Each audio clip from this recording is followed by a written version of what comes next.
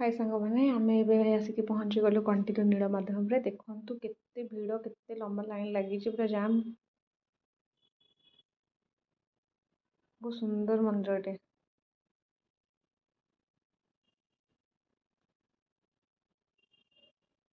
ଏଠି ପାଦ ଦର୍ଶନ କଲୁ ନୀଳମାଧବଙ୍କର। ଏଇଟା ଭିତରକୁ ଯିବା ପାଇଁ ଏତେ ଜାମ୍ ଥିଲା ଯେ ଦେଖନ୍ତୁ ବହୁତ ମାନେ ଛୋଟ ସ୍ପେସ୍ ଥିଲା, ବହୁତ ଯିବା ପାଇଁ ବହୁତ ମାନେ ହଡ଼ବଡ଼ ହେଉଥିଲେ ଲୋକମାନେ, ତ ଆଗ ଠେଲି ଫେଲି ହେଇକି ଯାଉଥିଲେ। ତାପରେ ଏଇଟା ହେଉଛି ଜଗନ୍ନାଥଙ୍କର ମ୍ୟୁଜିୟମଟା। ଏଇ ମ୍ୟୁଜିୟମଟା ବହୁତ ସୁନ୍ଦର ଲାଗୁଥିଲା। ଏଇ ମ୍ୟୁଜିୟମଟା ପୁରା ଶାନ୍ତି ହିଁ ଲାଗୁଥିଲା।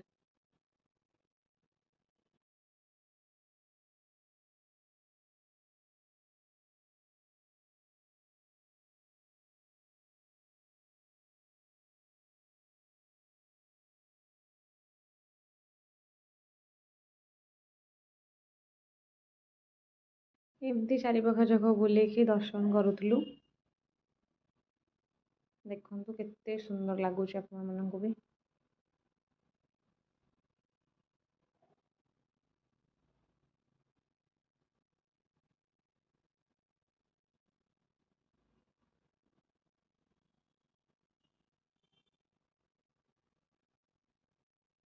ଦେଖି ଦଉଛି ଆଉଥରେ ଆପଣମାନଙ୍କୁ ବି।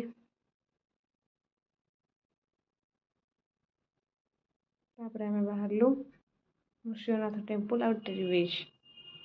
ଚାଲନ୍ତୁ ଏବେ ଯିବା ନୃସିଂହନାଥ ଟେମ୍ପଲ୍ ଦର୍ଶନ କରିବା।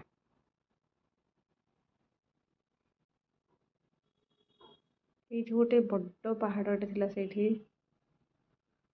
ତାପରେ ଚାରିପାଖ ଯାକ ଏମିତି ଥିଲେ। ପୁରା ନଦୀ ପାଖରେ ମନ୍ଦିରଟା, ବହୁତ ଭଲ ମନ୍ଦିରଟେ।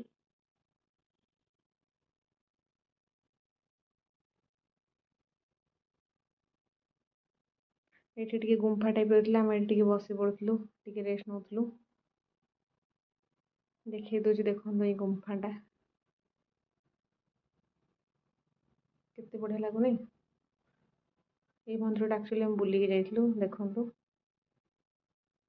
ଏଠି ଆସିକି ଦର୍ଶନ କରିକି ବୁଲି ଯାଇଥିଲୁ। ତାପରେ ମା ଚର୍ଚ୍ଚିକା ପାଖରେ ପହଞ୍ଚି ଯାଇଥିଲୁ।